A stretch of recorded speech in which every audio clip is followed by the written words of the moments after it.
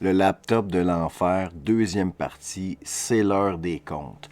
Comme une copie du laptop de Hunter Biden a été déposée en chambre aujourd'hui, c'est maintenant officiel, son existence est bel et bien authentique. Eh bien maintenant, il y a le New York Post qui dénonce 51 hauts gradés de la CIA qui ont co-signé une lettre pour dire que le laptop de l'enfer était de la désinformation russe, mesdames, messieurs. Donc, ces supposés experts nerds que les médias nous ont placés ont tous co-signé une lettre pour dire que l'histoire du laptop de l'enfer n'était pas vraie. Et ça, c'était 15 jours seulement avant l'élection. Donc aujourd'hui, le New York Post titre « Ces espions qui ont menti » et qui ont induit le peuple en erreur.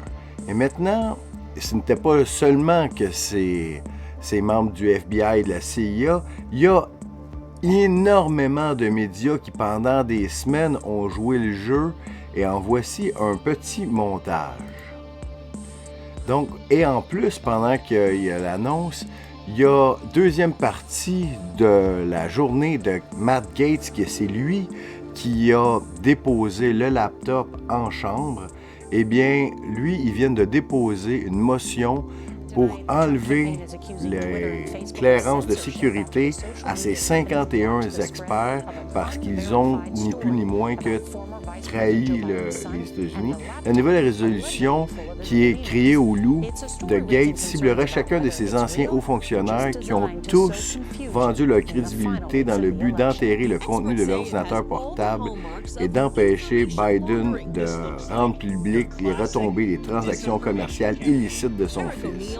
Si la résolution est adoptée, tous les 51 perdront tout l'accès à leurs habilitations de sécurité actuelles, en plus de leur voir interdire d'en détenir une à nouveau. Et voici ce qu'on disait de Hunter Biden, cette histoire dans les médias. Je vous en traduis un extrait. Twitter a bloqué et a suspendu le compte de Kayleigh McEnany après qu'elle ait tenté de partager l'histoire. Donc, on a tenté de bloquer Twitter a bloqué Kayleigh McEnany quand elle tentait de partager. Hey, vous savez qu'une histoire est vraiment en poche quand Facebook font wow, wow, wow. Je pense que les gens ne devraient pas voir ça. Donc, pendant longtemps, Giuliani a longtemps travaillé avec les Russes et maintenant, on dit que l'intelligence, il pensait que Giuliani était utilisé par les Russes pour transporter de la désinformation. On nous dit qu'ils ont été briefés par le FBI, que ces emails qui n'ont pas été vérifiés, qui ont été publiés par le New York Post, c'est une opération de désinformation russe.